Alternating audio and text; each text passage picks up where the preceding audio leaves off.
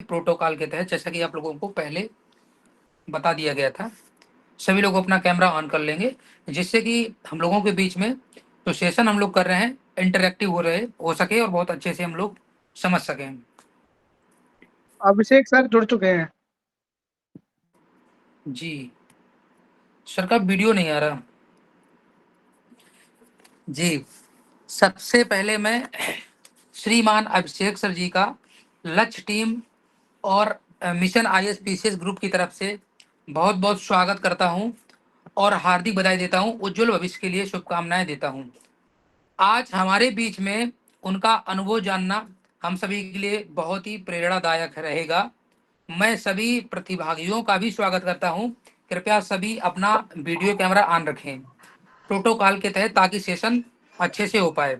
ठीक है, सबसे पहले हम लोग सर से बात करेंगे, अभिषेक सर जी से कुछ प्रश्न होंगे। सबसे पहले सर अपना परिचय दे दीजिएगा। जी नमस्कार। पहले तो सभी को, मेरा नाम अभिषेक राजपूत है और मैंने UPPCS 2024 की परीक्षा में मैंने न केवल उत्तीर्ण किया है, बल्कि मुझे असिस्टेंट कमिश्नर GST के पद पर मेरा चयन भी हुआ है। और इसके बारे में मेरी उपलब्धि देखी जाए तो ये मेरा प्रथम प्रयास था, जिसमें कि मैं सफल हुआ हूँ और आप सभी लोगों से आज अपने अनुभव साझा करूंगा। जी, जैसे कि कई स्टूडेंट नए भी जुड़े हैं, कई लोग मेंस लिखे हैं, तो उनके सारे कई फैक्ट, कई चर्चाएं, कई सारे क्वेश्चंस हैं सर, उन पे हम लोग चर्चा करेंगे। जैसे कि एक क्वेश्चन ये होता है कि आपने जो तैयारी की है कब से सर शुरू की है? सर बेसिकली मेरा 12th 2018 में कंप्लीट हुआ था। तो 12th के बाद मैंने अपनी ग्रेजुएशन आगरा यूनिवर्सिटी से करी है। तो 2021 में आफ्टर ग्रेजुएशन मैंने अपनी तैयारी शुरू करी। तो मेरी तैयारी का पहले फाउंडेशन था कि मैं UPSC की तैयारी करूंगा, लेकिन उसी जी के साथ समांतर रूप से मैंने UPPCS भी तैयार करता रहा था। लेकिन मैंने अटेम्प्ट्स नहीं दिए थे, UPSC पे ही फोकस था। बट मैंने 2024 में अपना पहला UPPCS का प्री दिया, तो मेरा प्रीलिम्स हुआ। फिर मुझे लगा कि चलो अच्छा हुआ कि फर्स्ट टाइम में हुआ है। फिर मैंने मेंस दिया, तो बेस मेरा स्ट्रांग था पहले से ही, क्योंकि मैं UPSC के लिए बहुत अच्छी सी मेहनत करी थी। तो मेरा मेंस भी हुआ। फिर मुझे लगा कि चलो इंटरव्यू तक पहुंचे, देखते हैं क्या होता है। फिर फाइनली मेरा इंटरव्यू होने के बाद भी मेरे को कॉन्फिडेंस इस बात पे था, क्योंकि इंटरव्यू का जो सेशन था ना, वो बड़ा ही इंटरेस्टिंग रहा था मेरा। इसलिए मुझे जी अंदर से ही कॉन्फिडेंस था कि मेरा बेस्ट हुआ है इंटरव्यू, जितना मैं दे सकता था। तो इसके ही बिहाफ पे मैं कॉन्फिडेंट था कि सिलेक्शन होना चाहिए। बट जी फाइनली भगवान की दुआ से या फाइनली किसी सिलेक्शन आप हो लोगों भी के गया। आशीर्वाद से हो गया। जी जी जी। अच्छा सर, जैसे कि बहुत से स्टूडेंट्स के डाउट रहते हैं कि ग्रेजुएशन जैसे किस सब्जेक्ट से करना सही रहेगा, और आपका क्या एक्सपीरियंस रहा ग्रेजुएशन में, जो आपके सब्जेक्ट रहे वो क्या रहे? हाँ बिल्कुल। ग्रेजुएशन जो है, 12th के बाद हमको समझ नहीं आता है कि क्या लें। पहले तो बहुत से लोगों का होता है कि गोल ही क्लियर नहीं होता है कि किस स्ट्रीम में जाना है, इंजीनियर बनना है, डॉक्टर बनना है, या सिविल सर्वेंट बनना है। तो मेरा कहना यही है कि वो उससे फर्क नहीं पड़ता है कि आप क्या लेते हैं, आपको विजन क्लियर होना चाहिए। अगर आप सिविल की तैयारी कर रहे हैं तो मुझे लगता है कि आर्ट्स बैकग्राउंड लेना ज्यादा बेहतर होगा। जी सर। और इसी के बिहाफ पे मैं अपना जानकारी दूं, व्यक्तिगत रूप से मैंने BA किया है। नॉर्मल BA जो होता है उसमें 3 सब्जेक्ट थे मेरे, पॉलिटिकल साइंस था, इकोनॉमिक्स था और जनरल इंग्लिश था।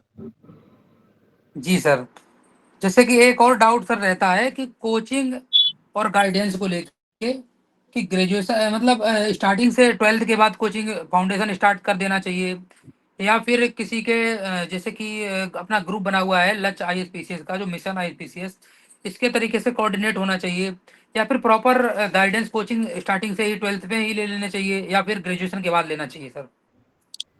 हाँ, मेरा व्यक्तिगत रूप से अनुभव रहा है कि मैंने कोई कोचिंग नहीं ज्वाइन की थी। मुझे लगता था कि मेरे को पहले फाउंडेशन अपना स्ट्रॉन्ग करना चाहिए, तो उसके लिए मैंने कोचिंग से ज्वाइन की थी। मैं दिल्ली में भी रहा था, बट मैंने ऐसे कोई फाउंडेशन बैच होता है GS 1 2 3 4 5 6 के लिए, वैसा कुछ भी ज्वाइन नहीं किया था। बट मुझे अच्छे कंटेंट जहाँ भी मिलते थे, जिस भी टीचर के पास मिलते थे, तो मैं लिमिटेड रिसोर्सेज के साथ ही पढ़ाई करता था। मेरे कोई बल्कि नोट्स नहीं है। अगर आप व्यक्तिगत रूप से बताऊं तो मैंने कोई ऐसे कि नहीं कि बहुत मोटे मोटे नोट्स पढ़े हों, मैंने प्रिसाइजली पढ़ा है। और जो ट्रेंडिंग बुक्स होती हैं जैसे लक्ष्मीकांत, स्पेक्ट्रम, एनसीईआरटी, उनसे ही मैंने अपना फाउंडेशन स्ट्रॉन्ग किया है। उसके अलावा जी मैंने कोई भी नोट्स एक्स्ट्रा नहीं पढ़ा है। तो मुझे लगता है कि जो भी तैयारी करने वाले हैं 12th के बाद अगर तैयारी करना चाहते हैं, तो मुझे लगता है कि उनको अपना फाउंडेशन स्ट्रॉन्ग करने पर काम करना चाहिए, चाहे वो कोचिंग के द्वारा हो या खुद सेल्फ स्टडी के द्वारा हो। क्योंकि मुझे नहीं लगता है कि कोई भी कोचिंग सिलेक्शन दिला पाएगी जब तक आपका जी फाउंडेशन स्ट्रांग नहीं है, कॉन्सेप्चुअल क्लैरिटी नहीं है। तो वो आप निर्भर करता है कि आप किस तरीके से अपना बेसिक स्ट्रांग करते हैं। मुझे लगता है कि सेल्फ स्टडी ज्यादा कारगर रहेगी अगर आप खुद से मेहनत करते हैं तो। जी। तो कई लोग सर पूछते हैं कि क्या कोचिंग जरूरी है या फिर सेल्फ स्टडी से ही संभव है। कहने का मतलब ये हुआ है कि सेल्फ स्टडी करेंगे तब भी आप रिजल्ट सक्सेस आप पालेंगे। हाँ, ये सवाल आपका मुझे अच्छा लगा। इसके बारे में मैं ये बताना चाहूंगा कि कोचिंग जो है, इन्वायरमेंट है कोचिंग का, वो डिस्ट्रैक्ट ज्यादा करता है मुझे लगता है। हालांकि मैं ऐसे बिल्कुल ही नेग्लेक्ट नहीं कर सकता कोचिंग के लिए, क्योंकि कहीं ना कहीं कोचिंग से ही मैं पढ़ा हूँ, मैंने सीखा है। इंडिविजुअल जो टीचर्स होते हैं अच्छे, उनकी मदद ली जी है, उन्हीं की वजह से मेरा फाउंडेशन स्ट्रांग हुआ। आंसर राइटिंग वगैरह सारा कुछ मैंने पूरी जर्नी में टीचर से ही सीखा है। बट जी जी टोटली कोचिंग पर डिपेंडेंट हो जाना कि वही मटेरियल देंगे वही पढ़ेंगे हम, तो वहां आपकी जो निर्भरता है वो ज्यादा बढ़ती है। तो वहां डिस्ट्रैक्ट आप ज्यादा हो सकते हो, क्योंकि मार्केट में कोचिंग बहुत सारी हैं। मटेरियल भी आप जितना चाहोगे, अनलिमिटेड मटेरियल है, वो आप लाइफ लॉन्ग भी पढ़ोगे तब भी खत्म नहीं होगा। तो मुझे लगता है कि कोचिंग अगर आप ले रहे हो तो एक ही कोचिंग पे जाओ। ये नहीं कि आप 10 कोचिंग बदल रहे हो कि ये अच्छा नहीं है वो अच्छा नहीं है। आप अच्छे से विचार करो, टीचर्स के बारे में जानो, उनके जो मॉक क्लासेस होती हैं वो लो। उसके बाद आपने जिस पे ले लिया है उसका फाउंडेशन खत्म करो एक बार। आप बीच में कोचिंग मत बदलो, ये जी। मेरा मानना है सर। इससे सर ये भी हो सकता है कि टाइम मैनेजमेंट में डिस्टरबेंस हो सकता है। यस सर, इससे काफी टाइम बर्बाद होता है। जी सपोज दैट मैंने कोई कोचिंग ली, मेरा फाउंडेशन बैच है 6 महीने का, मैं 2 महीने पढ़ा फिर मैंने बीच में छोड़ दिया, तो बाकी जो 2 महीने मैंने पढ़ा है वो मेरे लिए वेस्ट होगा अगर मैं नई कोचिंग में जाता हूँ तो। जी तो जी एक फाउंडेशन डिसिप्लिन के साथ कंसिस्टेंट रह के हमें पढ़ाई करनी होगी। जी। अब सर नेक्स्ट क्वेश्चन पे आते हैं। जैसे कि कई स्टूडेंट्स का मानना होता है, डाउट होते हैं, जैसे प्रीलिम्स की तैयारी बेस्ट स्ट्रेटजी क्या होनी चाहिए, कि जो आपने प्रीलिम्स की तैयारी की है वो कैसे की है। हाँ बिल्कुल ही। जो यूपीपीसीएस का प्रीलिम्स है वो फैक्चुअल डायरेक्शन में ज्यादा है कंपेयर टू यूपीएससी। हम देखते हैं कि सीधे डायरेक्ट क्वेश्चन आते हैं उसमें। कोई जी क्वेश्चन पूछा गया है कि सपोज दैट कि हाँ भारत गणतंत्र कब बना, जी तो 4 ऑप्शन डायरेक्टली दिए हुए होते हैं। वो अगर आपको आता है तो आप कर दोगे, अगर नहीं आता है तो नहीं कर पाओगे। गैस वर्क नहीं चलता है इसमें। तो प्रीलिम्स जी के लिए हमको कोई भी ऐसे स्टैंडर्ड बुक्स नहीं पढ़नी है। जहां तक मेरा जो अनुभव है, मैंने जो घटना चक्र बुक आती है वो जी मैंने पढ़ी थी। पूर्वालोकन। हाँ, जी पूर्वावलोकन घटना चक्र के आते हैं, 5-6 आते हैं। जी जी हिस्ट्री का अलग अलग आता है, सब्जेक्ट। ज्योग्राफी का आता है, पॉलिटी का आता है, जी इन्वायरमेंट का आता है। और यही 4-5-6 आते हैं। तो यही मैंने, इनमें कोई होता कुछ नहीं है, यही जो हमारे पीवाईक्यूज होते हैं उनका ही कंपाइलेशन होता है। तो जी इसमें जो हाई यील्डिंग टॉपिक थे, जैसे हाई यील्डिंग क्वेश्चन थे, जैसे मैं पॉलिटी की बात करूं तो जितने भी कॉन्स्टिट्यूशन के पार्ट्स हैं उनसे क्वेश्चन पूछा जाना है। कुछ अच्छे अच्छे आर्टिकल्स हैं जो रिपीट होते हैं वो पूछे जाते हैं। इन्वायरमेंट की बात की जाए तो एसडीजी के ऊपर क्वेश्चन आना ही आना है एक। जी बायोलॉजी में विटामिन के ऊपर क्वेश्चन पूछते हैं। तो जो रिपीटेड थीम्स थी, ये मैंने बहुत अच्छे से तैयार की थी। मैंने कम से कम नहीं तो 30 से 40 बार क्वेश्चन ये पढ़े थे अपने नोट्स, जो रिपीट हो रहे जी थे हर साल। तो इन पे मेरी जी कमांड बहुत अच्छी थी। तो मैं फैक्चुअल का ओवरऑल बताना चाहूँ तो मैंने फैक्चुअल चीजें बहुत तैयार की थी। और जो पीवाई क्यूज थे जो हर साल हर दूसरे साल रिपीट हो रहे थे, वो मैंने मिस नहीं किए। उन पर बहुत अच्छी कमांड बनाई मैंने। और बाकी उसके साथ ही मैंने करेंट अफेयर के लिए जो आई दृष्टि की बुक आती है वो पढ़ी। उसके साथ ही मेरे और जो अन्य घटना चक्र पूर्वावलोकन थे वो सब मैंने तैयार किए थे। जी। सर जैसे कि कितने अप्रोक्स में क्वेश्चन रिपीट होते हैं लगभग।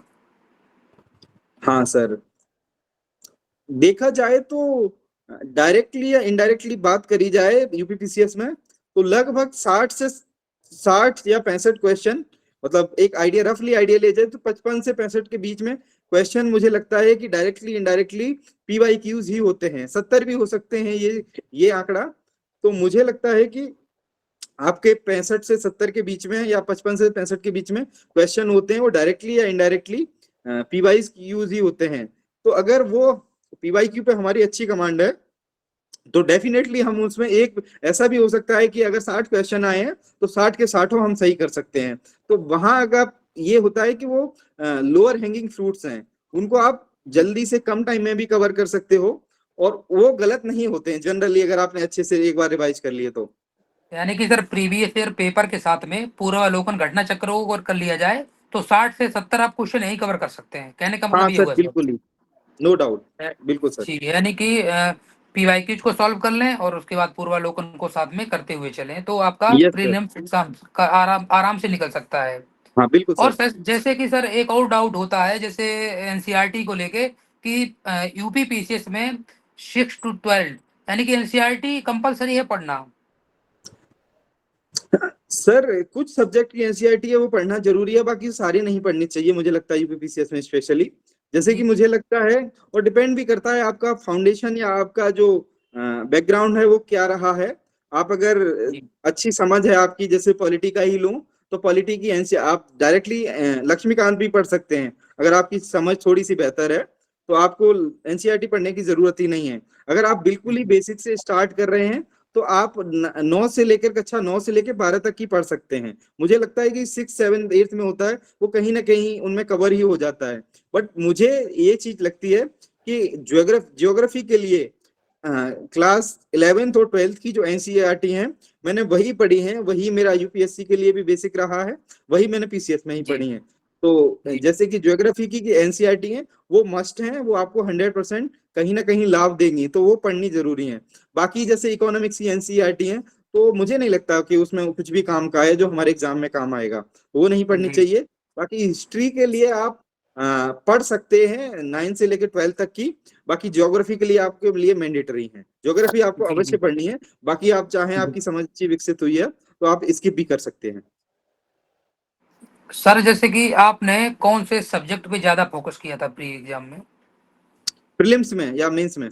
प्री में सर, प्रीलिम्स में, प्रारंभिक सर परीक्षा। प्रीलिम्स में मैंने फोकस, वैसे देखा जाए तो मैंने ज्यादातर ज्योग्राफी को पढ़ा था, क्योंकि वो उसका सेक्शन अच्छा होता है। 20 से 25 क्वेश्चन के बीच में उसका वेटेज रहता है, इन्वायरमेंट को अगर मिला लें तो 30 भी हो जाता है। बाकी जी जैसे जी पॉलिटी था तो वो मैंने अच्छे से कवर कर लिया था, मुझे ज्योग्राफी में ही लगता था तो वो मैंने अच्छे से पढ़ा था। ज्योग्राफी और इकोनॉमिक्स ये थोड़े वैसे वॉलेटाइल रहते हैं तो ये मैंने ज्यादा पढ़े थे। जी जी जी। और सर करंट अफेयर? हाँ बिल्कुल, करंट अफेयर बहुत जरूरी है, आपको इस तैयारी में बने रहना है और आपको एक कंटिन्यूटी रिदम अपना बनाना है। जब तक आप करंट अफेयर से अवेयर नहीं रहोगे तो आपको लगेगा आपकी तैयारी अधूरी है। जी क्योंकि हाल फिलहाल वैश्विक स्तर पर, राष्ट्रीय स्तर पर, राज्य के स्तर पर जो भी योजनाएं चल रही हैं या जो भी घटनाक्रम है उससे आप अवगत नहीं रहेंगे तो हमें लगेगा कि हम तैयारी में बहुत पीछे हैं। तो उसके जी लिए जी आप, मेरा जो था कि मैं एक तो वीकली कोई मैगजीन होती थी, वीकली या मंथली मैगजीन पढ़ता था विजन की, ठीक है। जी उसके साथ ही मैं इंडियन एक्सप्रेस का जो इंग्लिश वाला संस्करण है, इंग्लिश ही आता है, तो जी इंडियन एक्सप्रेस पढ़ता था। उसके साथ ही अगर आपको दिक्कत होती है इंडियन एक्सप्रेस में तो आप दैनिक जागरण का राष्ट्रीय संस्करण है, उसमें कुछ एडिटोरियल हैं वो अच्छे दिए जाते हैं, न्यूज अच्छे से कवर करी जाती हैं, तो आप जी उसको भी रिकमेंड कर सकते हैं। मैं दोनों ही पढ़ लेता था। जी जी। हाँ, क्योंकि और स्टेट लेवल की जो करंट अफेयर है वो मुझे राष्ट्रीय संस्करण है उसमें अच्छी मिल जाती थी, और बाकी ग्लोबल लेवल की, इंडिया नेशनल लेवल की जो न्यूज थी वो इंडियन एक्सप्रेस में अच्छे से कवर हो जाती थी। तो मैं दोनों को जी। ही वरीयता देता था, यही क्रम था मेरा। और और सर पेपर से पहले मैं आई जी दृष्टि की मैगजीन आती है जो कि सभी चर्चित होंगे जो भी तैयारी करते हैं, तो जी वो पढ़ के जाता था मैं। जी जी। और सर टेक सीरीज और रिवीजन का क्या रोल रहता है, जैसे टेक सीरीज ज्वाइन करनी चाहिए प्री की या फिर नहीं? बिल्कुल सर, मुझे लगता है कि प्रीलिम्स में टेस्ट सीरीज का बहुत अच्छा रोल रहता है। जी आपको इस उम्मीद से टेस्ट नहीं देने चाहिए कि आपके क्वेश्चन आ जाएंगे उसमें से। जी जी आपको ये नहीं सोचना चाहिए कि मैं ये टेस्ट सीरीज लगा रहा हूँ, इसमें से 2 4 10 क्वेश्चन आ जाएंगे, तो वो जरूरी नहीं है कि आपके क्वेश्चन रिपीट हो जाएं। बट टेस्ट जी सीरीज से मुझको मेरे को ये फायदा मिला कि एक तो मेरी कंसिस्टेंसी पता चल गई, क्योंकि ये 150 क्वेश्चन होते हैं, हमें 120 मिनट में करने होते हैं, तो टाइम बहुत कम होता है इसमें। यूपीएससी में क्या होता है, 2 घंटे में आपको 100 ही क्वेश्चन करने होते हैं, यहाँ पर जी 150 क्वेश्चन होते हैं, तो हमें थोड़ी स्पीड भी मेंटेन करनी होती है और कंसिस्टेंसी रखनी चाहिए सही क्वेश्चन की। और कभी कभी क्या होता है कि स्टेटमेंट वाले क्वेश्चन आ जाते हैं, तो ज्यादा टाइम ले जाते हैं, असरसन रीजन वाले होते हैं। तो इस वजह से जो हम टेस्ट सीरीज में अगर प्रैक्टिस करेंगे, तो हमारी जो हैबिट है ना, वो डेवलप होगी हमारी क्वेश्चन अटेम्प्ट करने की, या कोई क्वेश्चन हमारी लैंग्वेज पर कमांड कैसे होगी, या हम ओवरऑल जो परफॉर्मेंस है अरे वो अरे कैसे अपना ग्रो अप कर पाएंगे। तो उसके लिए हमें टेस्ट सीरीज लगानी चाहिए। टेस्ट सीरीज से क्या होता है, एक तो आपका रिवीजन हो जाता है। जैसे मैं सेक्शनल टेस्ट लगा रहा हूँ हिस्ट्री का, तो मैं हिस्ट्री का रिवीजन हो जाएगा मेरा फास्ट, और कहीं ना कहीं चीजें रिवाइज होंगी, तो कहीं ना कहीं मेरे माइंड में अच्छे से स्टेबल कर जाएंगी। तो उसके साथ ही मेरी कंसिस्टेंसी जो होती है, एग्जाम टाइम में टाइम मैनेजमेंट कैसे करना है, प्रेशर कैसे हैंडल करना है, क्वेश्चन नहीं आ रहे हैं तो उनको कैसे हमें एलिमिनेट करना है अगर कर सकते हैं, तो ये सब चीजें हम टेस्ट सीरीज के माध्यम से सीखते हैं। तो हमें, जी मेरा यही कहना है कि पहले आप अपना सिलेबस कंप्लीट कीजिए। आपको टेस्ट सीरीज तब नहीं देना है कि आपको, आपने सिलेबस कंप्लीट नहीं किया है, आपके बेसिक्स कंप्लीट नहीं है, आप टेस्ट लगाएंगे, आपके नंबर नहीं आएंगे, आप डिमोटिवेट होंगे और आप नेगेटिव स्कोर करेंगे। तो पहले जी आप अपना सिलेबस कंप्लीट कीजिए, जो भी आपका सिलेबस मेंशन है घटना चक्र या जिस भी माध्यम से या जिस भी कोचिंग के आप नोट्स पढ़ रहे हैं, उसके बाद टेस्ट लगाइए। और जी टेस्ट जो है, कुछ सेक्शनल टेस्ट दीजिए अगर आप स्टार्टिंग कर रहे हैं, पहले से फुल लेंथ मत दीजिए, क्योंकि आपको अच्छा स्कोर नहीं होगा तो आप डिमोटिवेट होगे। तो सेक्शनल दीजिए अगर आप कंफर्टेबल हैं उसमें, और अगर आपका सिलेबस कंप्लीट हो गया तो आप फुल लेंथ टेस्ट दीजिए, पर दीजिए टेस्ट जरूर। सर, आपने किस किस कोचिंग के टेस्ट वगैरह दिए हैं?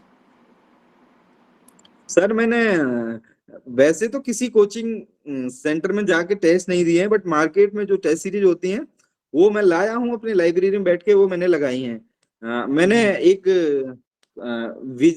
धीए आईएएस की टेस्ट सीरीज आती है, हालांकि वो इजी होते हैं, और जीएस हम्म वर्ल्ड की टेस्ट सीरीज है वो भी लगाई थी।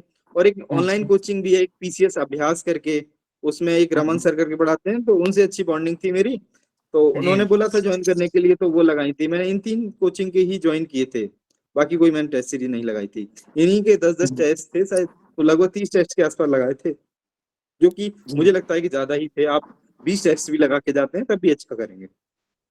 अच्छा सर, नोट्स मेकिंग पे बात करते हैं। जैसे नोट्स कैसे बनाए सर? सर अभी हम प्रीलिम्स की बात कर रहे हैं ना। जी जी, प्री प्री पे ही चल रहे हैं हाँ सर। सर, हाँ, तो सर प्रीलिम्स के लिए नोट्स बनाना बहुत जरूरी है। हाईलाइट करके घटना चक्र पर वो से काम नहीं चलेगा, क्योंकि वो मैंने किया था, बट मेरे माइंड में वो चीजें इतने ज्यादा अच्छे से नहीं बैठ पाई थी, तो फिर मैंने नोट्स बनाना अपना मतलब प्रेफरेंस में रखा। तो नोट्स बनाने की प्रक्रिया ये है कि अगर आप बिल्कुल ही न्यू हैं, तो किसी कोचिंग का पढ़ रहे हैं, तो आप कोचिंग वाले आपको अच्छे से गाइड करेंगे। मैं यहाँ सेल्फ स्टडी से मैंने पास किया है, तो मैं उस पर ज्यादा बेहतर से बता सकता हूँ कि आप सेल्फ नोट्स कैसे बना सकते हैं। तो जी, मैंने सर घटना चक्र से ही नोट्स बनाए थे प्रीलिम्स के लिए। शॉर्ट नोट्स बनाए होंगे तो सर। क्या, हाँ शॉर्ट नोट्स बनाए थे। पहले तो मेरे पास बुक थी, उस पर हाईलाइट करता था, और मुझे लगता था कि ये फैक्ट मुझसे नहीं याद होगा या मैं अच्छे रिकॉल नहीं कर पाऊंगा, तो मैं अपने छोटे छोटे नोट्स थे उनमें लिख लेता था। जो भी, जैसे आज मैंने हिस्ट्री का, एंशियंट हिस्ट्री के इंडियन इंडस वैली सिविलाइजेशन पढ़ा है, वैदिक पीरियड पढ़ा है, मॉडर्न पीरियड पढ़ा है, तो या महाजनपदा पढ़ा है। तो जैसे मैंने 3 4 चैप्टर खत्म किए हैं, तो मैं उनको जी फर्स्ट टाइम रीडिंग करता था उनकी। फिर उसके बाद ना मुझे लगता था कि ये फैक्ट्स मेरे से नहीं याद होंगे या मुझे रिकॉल नहीं होंगे जो मुझे इंपॉर्टेंट लगते थे, या फिर जी मैं पढ़ने के दौरान ही देख लेता था कि ये शायद मेरे को याद है, तो नहीं याद है, मैं उनको छोटे छोटे करके लिख लेता था, और उनको ही मैं रिवाइज करता था बार बार। जी और नेक्स्ट डे में अगले नोट्स बनाने से पहले मैं उनको रिवीजन पर प्रेफरेंस ज्यादा देता था, क्योंकि अगर जी नोट्स एक बार आप बना लेते हो, रिवाइज नहीं करते हो, तो आपके नोट्स वो आप किसी मतलब के नहीं है, वो एक मार्केट में पड़े हुए प्रिंट आउट जैसा ही हो जाएगा। आपको सबसे पहले नोट्स बनाने के साथ साथ मैं एक रिक्वेस्ट करूंगा सभी से कि आप रिवीजन पे सबसे ज्यादा जोर दीजिए, क्योंकि जी सारा खेल ही रिवीजन का है। आप नोट्स बनाएंगे बहुत अच्छा लगेगा, मुझे भी अच्छा लगता था कि नोट्स बनाए, बड़े सुंदर नोट्स हैं, अब तो मेरा प्रीलिम्स निकल जाएगा। पर उससे प्रीलिम्स नहीं निकलता है। आप जो बना रहे हैं नोट्स उसको तुरंत रिवाइज कीजिए, अगले दिन आप नए नोट्स बनाएं, उससे पहले आपकी ड्यूटी है कि वो जो पुराने नोट्स हैं उनको रिवाइज कीजिए। तो आप मल्टीपल टाइम उसको रिवाइज करते जाएंगे तो अब आपको वही वो याद होता जाएगा और आपके नोट्स भी बनते जाएंगे। तो आप जब फाइनली आपके किसी भी एक सब्जेक्ट कंप्लीट करोगे तो आपको वो नोट्स के साथ वो आपके माइंड में भी सेट हो चुके होंगे। जी। जैसे कि सर करंट अफेयर्स के नोट्स बनाने हो तो कैसे करेंगे? वो कैसे हाँ तैयार कीजिए बिल्कुल, आप?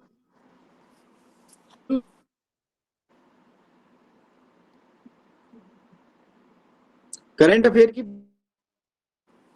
मैंने ऐसे कोई नोट्स नहीं बनाए थे यूपीपीसीएस प्रीलिम्स के लिए, स्पेशली बात करूं मैंने जी, चर्चा करेंगे।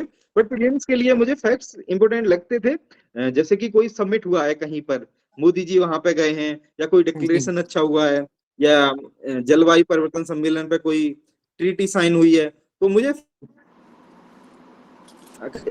को अखबार में कुछ जरूरी लगा तो वो मैं अपनी डायरी में लिख लेता था। हालांकि वो कंसिस्टेंट नहीं था कि मैं डेली डायरी में लिखूंगा, नोट्स बनाऊंगा।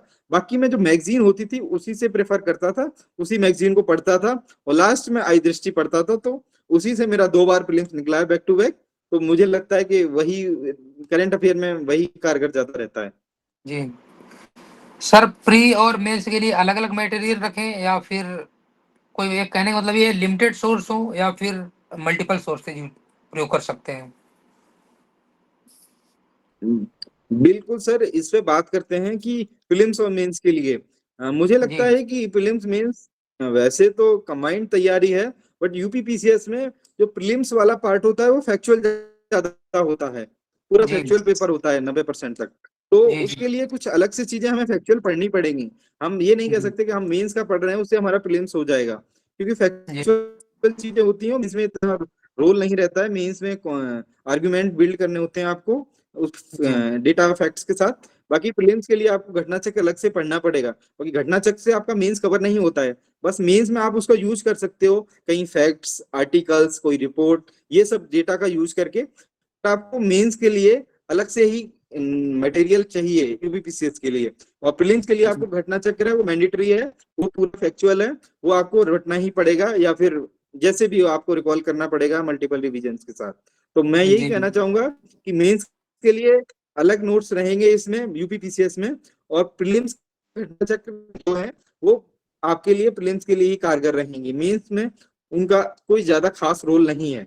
जी। अब आते हैं, थोड़ा हम लोग मेंस पे चर्चा कर लेते हैं। जैसे कि कई यस लोग सर, बिल्कुल। बिगिनर्स होंगे, कई लोग स्टार्टिंग जर्नी में हैं, तो वो आंसर राइटिंग सर कैसे शुरू करेंगे? कहाँ से शुरुआत करनी चाहिए सर? हाँ, सबसे चैलेंजिंग चीज इस जर्नी की यही है कि आंसर राइटिंग कैसे होगी। फिल्म्स का जी, तो ये है कि आप फैक्ट्स याद करो, ऑब्जेक्टिव पेपर होता है, आपने टिक किया सही हो गया, फिल्म्स जी, क्वालिफाई हो गया। बट सबसे चैलेंजिंग चीज होती है यहाँ पर मेंस। मेंस में सबसे चैलेंजिंग होता है स्टार्ट करना कि आंसर कैसे लिखा जाए। और जी। आंसर लिखने की जो हमारी कला होती है वो 10th 12th के बाद खत्म ही हो जाती है। तो जी, हम ज्यादा कुछ बचता नहीं है कि हम क्वालिटी वाला लिख लें। तो आंसर लिखने के लिए सबसे पहले बिगनर्स के लिए मैं यही बोलना चाहूंगा कि आप शुरुआत कीजिए कि कोई भी पीवाईक्यू का मॉडल आंसर है 2018 से लेके 25 तक के, अब तो पीवाईक्यूज आ गए हैं। तो आप उस मॉडल आंसर को उठाइए, 2018 का आपने कोई पीवाईक्यू उठा लिया है तो आप उसको उठाइए, आप उसको देखिए कि आंसर फ्रेमिंग होता कैसे है। उसमें 3 पार्ट्स होते हैं हर किसी भी आंसर के लिए बेसिकली। पहले उसमें इंट्रोडक्शन होता है, शॉर्ट इंट्रोडक्शन होगा, जो भी क्वेश्चन की डिमांड होगी। अगर मूल अधिकारों के ऊपर कोई क्वेश्चन पूछा है तो मूल अधिकार क्या होते हैं वो आप डिटेल में दोगे, इंट्रोडक्शन करोगे। फिर मूल अधिकारों का क्या महत्व है या क्या सीमाएं ये पूछा गया है, तो मेन बॉडी में आप वो डालोगे कि क्या क्या क्वेश्चन की कोर डिमांड है। उसके बाद आप कंक्लूजन लिखते हो, ये फॉर्मेट होता है। अब लिखा जी, कैसे जाए, शुरू कैसे किया जाए, इसकी बात हम करें जी, तो सबसे पहले यही करना कि आप कोई भी पीवाईक्यू है, किसी भी कोचिंग सेंटर का है, किसी भी पब्लिकेशन का है, या इंटरनेट पे कहीं भी है, वो उठाइए, आप देखिए, पहले पढ़िए क्वेश्चंस को कि कैसे लिखा जाता है। सबसे पहले आप वो समझ विकसित कीजिए कि कोई आंसर में क्या पूछ रहा है, तो किस तरीके से हम स्ट्रक्चर करते हैं, क्वेश्चन होते कैसे हैं सॉल्व। वो लिखने के बाद आप वही आंसर पढ़िए एक बार, वो खुद से लिखने की कोशिश कीजिए। आपने देख लिया कि आंसर क्या लिखा है, कोड डिमांड क्या क्या पूछी है, आंसर मॉडल आंसर भी आप पढ़ लीजिए एक बार, फिर वही आप लिखने की कोशिश कीजिए। हो सकता है पहला आंसर लिखने में आपको आधा घंटा लगे, 1 घंटा लगे, 2 घंटे लगे, बट आप लिखिए। ये सभी के साथ होता है। मैंने तो पहला आंसर जब लिखा था, व्यक्तिगत अनुभव बताता हूँ, मेरे को 2 घंटे लगे थे। मैं पर 2 घंटे में मैंने लिखा था, और अच्छा लिखा था, अच्छा नहीं था, एवरेज ही था। उस टाइम वो बहुत अच्छा लग रहा था। तो मैंने शुरुआत की थी, तो मैंने आंसर पहले देखता था, किसी टॉपर्स के हों या पीवाई की हूं, मैं कहूंगा पीवाई की देखिए, उनको देख देख के लिखिए आप, तो आपको ये समझ विकसित होगी कि आंसर कैसे फॉर्मेट करते हैं, 3 पार्ट क्या क्या होते हैं आंसर के, डिमांड को कैसे एड्रेस किया जाता है। तो आप पीवाईक्यू देखिए, उनको देख देख के लिखिए शुरुआत में। अब कोई इससे भी, ये तो बिगनर्स के लिए हो गया, कुछ होंगे जो थोड़ा सा प्रो होंगे, इससे आगे बढ़ चुके होंगे, तो उनसे मैं यही कहूंगा कि आप आंसर राइटिंग करते समय क्वेश्चन की कोर डिमांड को एड्रेस ज्यादा कीजिए। आप परफेक्शन की तरफ मत भागिए कि किसी ने हर 5 पॉइंट्स हैं, 5 पॉइंट्स में 5 एग्जाम्पल हैं, वो बेस्ट है, वो आपका फेज नहीं है। आप जब मेंस की तैयारी कर रहे होंगे तब उस परफेक्शन की तरफ भागिए। अभी आपको अपने आप को एक बिगिनर से एडवांस तक ले जाना है, तो आप आंसर राइटिंग की फॉर्मेटिंग कैसे होती है, क्वेश्चन की कोर डिमांड को पहचानिए, उसको एड्रेस करना सीखिए, आर्ग्यूमेंट ज्यादा बिल्ड कीजिए, डायग्राम, फ्लो चार्ट, इन सब का भी यूज कीजिए। इस पे हम आगे चर्चा करेंगे। तो मेरा बस कुल मिला के यही कहना है कि बिगनर्स हैं वो पीवाईक्यू के मॉडल आंसर देख के लिखना शुरू करें, जो थोड़े एडवांस हैं वो क्वेश्चन की कोर डिमांड को समझें और टाइम मैनेजमेंट में लिखना सीखें। इतना ही कहूंगा, बाकी आगे सर जो भी चर्चा करेंगे उसमें मैं आपके साथ साझा करता हूँ उनको। जी सर, जैसे कि सर टाइम मैनेजमेंट का कोई मूल मंत्र हो सर। टाइम मैनेजमेंट जैसे कि 20 क्वेश्चन लिखना है, तो उसको कैसे मैनेज करेंगे सर? कभी कभी क्या होता है मेंस में सर, क्वेश्चन छूट जाते हैं लिखने में, तो उसको मैनेज कैसे किया जाता है? हाँ सर, ये बहुत बहुत बड़ा चैलेंजिंग टास्क रहता है। जैसा कि मैं बता दूं आपको कि मैं अभी 25 वाला मेंस भी लिख के आया हूं मैं अभी, तो मेरी प्रैक्टिस नहीं थी इतनी अच्छी पहले वाले 24 वाले मेंस की तुलना में। तो लास्ट टाइम पे ऐसा होता था कि मुझे लगता था क्वेश्चन छूट गए, बट ऐसा नहीं हुआ, मैं कवर कर लेता था कैसे भी करके। तो सबसे बड़ा चैलेंजिंग टास्क होता है हमको आंसर की क्वालिटी के साथ हमको अपना टाइम फ्रेम में अपना पेपर फिनिश करना है। और कितने भी आपको टॉपर्स मिलेंगे, अगर आपको वो कहते हैं कि वो आराम से 10 मिनट पहले पेपर खत्म कर लेते हैं, तो शायद ही वो उनमें टैलेंट हो इतना, बट मुझे आज तक कोई नहीं मिला है जो 10 मिनट पहले अपना पेपर कंप्लीट कर ले। पेपर कंप्लीट करते समय एक तो आप मेंटली प्रेशर होता है आपके पास, और आपको उस फॉर्मेट में लिखना है, क्वेश्चंस नए होते हैं, डिमांड को करना होता है, तो हमको टाइम मैनेजमेंट की सबसे ज्यादा प्रॉब्लम होती है। तो अगर इसके सॉल्यूशन की बात की जाए, तो एक ही सॉल्यूशन है कि आप ज्यादा से ज्यादा प्रैक्टिस कर सकते हैं। आप प्रैक्टिस करें। अगर यहाँ पर आप नॉर्मली लाइब्रेरी में, आप घर या कोचिंग में कहीं भी बैठ के लिख रहे हैं, तो आप टारगेट कीजिए कि 2 तरीके क्वेश्चन आते हैं, एक 125 वर्ड्स आते हैं 8 नंबर में, और एक 200 शब्दों में आते हैं, वो 12 नंबर में होते हैं। कुल मिला के हमारा जीएस होता है वो 2 नंबर का होता है। तो 125 वर्ड्स का जो आंसर होता है, वो हमारा टारगेट है कि वो हम 7 मिनट में कंप्लीट करें। और जो 200 शब्दों का हमारा क्वेश्चन रहता है बड़ा वाला, वो हमको 10 मिनट में कंप्लीट करना होता है। अगर हम इस टाइम फ्रेम में सारे क्वेश्चन कर रहे हैं कि 70 मिनट में 10 क्वेश्चन और अगले 100 मिनट में 10 क्वेश्चन, तो अब हमारा पेपर कंप्लीट होगा वहां पर। तो हमको यही कोशिश करनी है कि अभी से हम अपनी आदत डालें। हमको शुरुआत में टाइम लगेगा, दिक्कत होगी, दर्द होगा हाथों में, और मन नहीं करेगा लिखने का, बट जब तक आप यहाँ कंप्लीट नहीं कर पा रहे हो अपना पेपर फुल टाइम मैनर में, एक टाइम मैनर में, तो आप वहां पर ये सोच के जाइए कि आपका पेपर छूटेगा। और अगर आपका पेपर छूट रहा है तो दैट मीन्स आपका सिलेक्शन नहीं है, क्योंकि आप उस रेस से बाहर ही हो जाते हो। तो आपको सबसे पहले ये करना है कि आंसर राइटिंग करते समय आंसर की क्वालिटी के साथ आपको टाइम जो है फ्रेम है, जो क्वेश्चन की डिमांड है उस हिसाब से 7 मिनट या फिर 10 मिनट, जो भी क्वेश्चन है जिस भी टाइप का, तो आपको उस टाइम फ्रेम में प्रैक्टिस करनी होगी अभी से ही, सर कॉमन मिस्टेक्स वो तभी आपका एस्पिरेंट्स पेपर अक्सर, complete. Sir common mistakes aspirants करते रहते हैं सर, आपके अनुसार क्या करते रहते हैं सर? सर मुझे लगता है कि कॉमन मिस्टेक में सबसे पहले तो उनको फोमो रहता है कि उनके पास जो नोट्स हैं वो सफिशिएंट नहीं है, इस कोचिंग का पकड़ लूं, ये सर बहुत अच्छा बनाते हैं, ये डायग्राम फ्लो चार्ट ये सब का खेल अच्छा करा देते हैं, तो वो जी सर उसके पीछे भागते हैं, तो वो सर कहीं के नहीं रह पाते हैं। उनको एक जी कोर जो बेस होना चाहिए वो स्ट्रॉन्ग कभी नहीं हो पाता है। तो सर एक तो मिस्टेक मेरे को ये लगता है कि मार्केट में बहुत ज्यादा मटेरियल होने से मिसगाइडेंस रहता है। दूसरा सर मुझे लगता है कि लोग जो हैं नोट्स बहुत अच्छे बनाते हैं इस फील्ड में, मेरे साथ भी रहने वाले कुछ रहे हैं, नोट्स बहुत अच्छे करते हैं, क्लासेस भी लेते हैं प्रॉपर, पर रिवीजन नहीं देते हैं, रिवीजन को टाइम नहीं देते जी। हैं। नहीं, कहने का तो मतलब दूसरा सर, मुझे लगता है, जी सर, कहने का मतलब ये हुआ है कि लिमिटेड बुक्स होनी चाहिए और मल्टीपल रिवीजन रिवीजन, और daily yes sir. Answer writing practice. हाँ सर, जो बिगनर्स हैं मैं उनसे बोलूंगा कि अभी आप शुरुआत में डेली एक आंसर तो लिखिए ही कम से कम। वैसे तो आपको 2 आंसर लिखने चाहिए, भले ही 1 1 घंटा लगे, आंसर लिखना शुरू कीजिए आप अभी से। भले ही देख के लिखिए आंसर, कोई पीवाईक्यू है आप पहले देख लीजिए उसके बाद आंसर लिखिए। बट मैं मेरी आपसे एक रिक्वेस्ट है कि आप सच में प्रीलिम्स का फेस निकल जाता है, प्रीलिम्स पास हो जाते हो, फिर सारा गेम जो होता है वो मेंस का होता है, इंटरव्यू का रोल इसमें इतना नहीं है, 100 नंबर का होता है।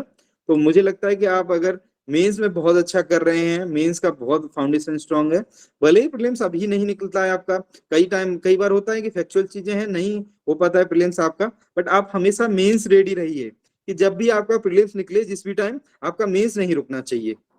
अगर आप प्रीलिम्स प्रीलिम्स करते रहेंगे और मेंस नहीं पढ़ेंगे तो आपका प्रीलिम्स निकल जाता है, तो 3 से 4 महीने मिलते हैं उसमें आप नहीं स्ट्रॉन्ग कर सकते, आप नहीं कॉम्पीट कर सकते, क्योंकि इसमें यूपीएससी वाले बंदे भी होते हैं, कुछ होते हैं जो सिलेक्शन के बाद भी अपना रैंक इंप्रूवमेंट कर रहे हैं, और कुछ होते हैं जिन्होंने कई बार मेंस लिखा होता है, तो उनसे आप बिगनर हो, कंप्लीट कम्पीट नहीं कर पाओगे। तो आपको पहली शर्त है कि आपको मेंस रेडी रहना है, अगर आपको फाइनल सिलेक्शन या इंटरव्यू तक कॉल तक जाना है तो। जी सर। अब सर यहीं पे सवाल सवाल जो थे हमारे वो समाप्त थे। अब हम लोग जो स्टूडेंट नए जुड़े हुए हैं, कुछ प्रतिभागी जुड़े हुए हैं, सहपाठी जुड़े हुए हैं, उनके प्रश्न क्या हैं वो प्रश्न खुले सर से पूछ सकते हैं। अपना जो माइक है अनम्यूट करके पूछिएगा, ठीक है? पूछ सकते हैं, एक एक करके पूछिएगा, सभी लोग एक बार में नहीं पूछेंगे।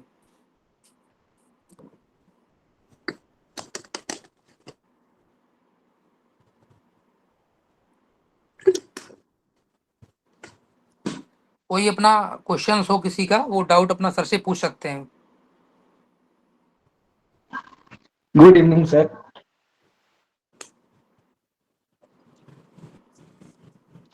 हाँ प्रिय रंजन जी पूछिए। जी सर, मैं अभी बीए थर्ड ईयर में हूँ, बीए पॉलिटिकल साइंस है सर मेरा ऑनर्स। ओके।